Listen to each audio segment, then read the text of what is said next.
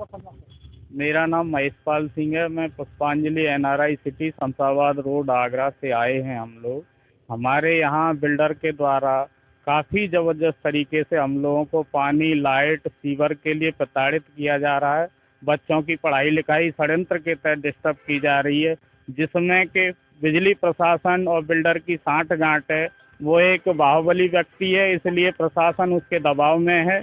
और हमारे बच्चों का 2 महीने पहले लाइट की वजह से पढ़ाई डिस्टर्ब हुई। अब परीक्षाएं स्टार्ट हो गई हैं और बच्चों के नहाने धोने के लिए पानी की व्यवस्था, लाइट की व्यवस्था नहीं है। अगर इसमें उपाध्यक्ष महोदय द्वारा यदि मदद कॉलोनी की नहीं की जाती है तो हम कुछ आपराधिक कार्रवाई के लिए भी बाध्य होंगे। आज एडीए कार्यालय में आए, क्या कुछ आश्वासन मिला?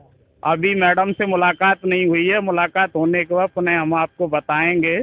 और अगर बिल्डर को कॉलोनी वासियों से कोई समस्या है तो वो कॉलोनी वासियों के बीच में आकर के अपनी बात रखें या हमसे व्यक्तिगत मिलें कॉलोनी वासियों से, और ये लाइट और सीवर सब की समस्या का समाधान कराएं, क्योंकि इन्होंने सपने दिखा करके एडी और टूट कॉलोनी के और लोगों को वहाँ जो है जाल में फंसाया और अब आराम से बैठे हैं। तो Prakash Advani, NRI city Shamshabad road पर रहता हूँ। अभी मैं 60 दिन से बिजली और पानी की समस्या थी। पिछली 28 तारीख को हम एडीए मैडम से मिले थे। उन्होंने तत्काल हमारी लाइट चालू करा दी थी। फिर से 4 तारीख से लाइट उसने बंद कर दी बिल्डर ने। अभी हम एडीए मैडम से मिले हैं, उन्होंने आश्वासन दिया है प्लस बिल्डर से बात करिए, लेकिन बिल्डर ने उनकी बात सुनी नहीं। गुंडागर्दी है, साफ गुंडागर्दी है। अभी मैडम ने भी हमको ये बोल दिया कि सीपी सर से मिलिए, क्योंकि मेरी सुन नहीं रहा है। अब हम जा रहे हैं सीपी साहब से मिलने के लिए। सर अनशन करेंगे, भूख हड़ताल करेंगे, ये एडी में बैठेंगे, धरना देंगे, जो हो सकेगा वो करेंगे। मेरा नाम जसवीर सिंह रावत है। मैं NRI सिटी 460 नंबर में रहता हूं। और मैं ये कहना चाहता हूं कि NRI सिटी में लगभग पिछले 2 महीने से लाइट नहीं थी। तो उस 2 महीने के दौरान मैंने जो जनरेटर परचेज किया और जनरेटर में जो चलाया 2 महीने, उसमें लगभग 50,000 से ऊपर का डीजल जो लगाया उसमें। और उसकी भरपाई कौन करेगा जब इन्होंने 2 महीने हमारी बिजली काट दी तो है। और ये कहते हैं कि जो हमारे बिजली का बिल पेमेंट नहीं कर रहे, जबकि हम बराबर पेमेंट कर रहे थे, उसके बावजूद इन्होंने बिल काटा हमारा। जिस दिन से इन्होंने बिजली काटी है, उस दिन के बाद से हमें देने का कोई मतलब ही नहीं बनता है कि हम बिजली का बिल दें। मैडम तो हमारे डीजल के पैसे थे। ये सबसे यहाँ पे दक्षिणांचल की विद्युत जो है सप्लाई होनी थी, लेकिन ये क्योंकि प्राइवेटाइजेशन करके और इन्होंने अपनी सप्लाई दी वहाँ से सब मीटर लगा करके बगल वाली कॉलोनी से लेकर के।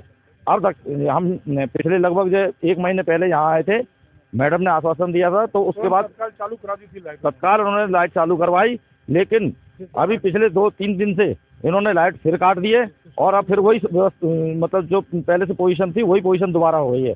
हम लोग बहुत परेशान हैं। बच्चे जो है मतलब उनकी पढ़ाई लिखाई का टाइम है, पेपर शुरू होने वाले हैं, एग्जाम शुरू होने वाले हैं, लेकिन बिजली की कोई व्यवस्था नहीं है। और इसके अलावा अन्य समस्याएं भी हैं, लेकिन अब जो इस समय हम तो बिजली की मेन समस्या मान रहे हैं, इसलिए हमारा जो है बिजली का जो व्यवस्था करवाई जाए। कल तो ये कंडीशन रही, मेरा बेटा स्कूल से आया और मैंने कहा कि पहले 2 महीने लाइट नहीं रही थी, नवंबर और दिसंबर। कल वो स्कूल से आए, जैसे से जानकारी मिली वो डिप्रेशन में आ गया और रोने लगा। और आज वो विद्यालय में नहीं गया है और आंसू से रो रहा है। ये कंडीशन इन लोगों ने कर दी। ये VD अग्रवाल, मयंक अग्रवाल और पुनीत अग्रवाल हैं, ये एक तरीके से क्राइम कर रहे हैं और ये सिस्टम को मिसयूज कर रहे हैं। जो इन्हें देना चाहिए था हमें इलेक्ट्रीफाइड करके, हमारे गवर्नमेंट मीटर्स लगा के, वो सब डिले होता जा रहा है। काम भी रुकवा दिया। पहले साइड की कॉलोनी से लाइट देते रहे कई साल, और ना कोई मेंटेनेंस है। STP के नाम पे एक गड्ढा खुद रखा है। 1/4 कॉलोनी में कई कॉलोनियों का पानी आके डूब गया, काफियों के प्लॉट डूब गए हैं, रोड डूब गई है, कोई देखभाल नहीं।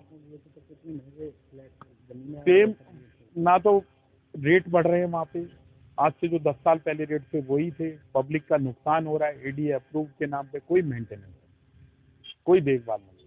लोगों की आदत है, ना बाउंड्री है, ना कुछ कवर्ड कर रखा है। और 4 पार्क हैं, जो जिनमें से 3 पार्क, एक भी पार्क मेंटेन नहीं।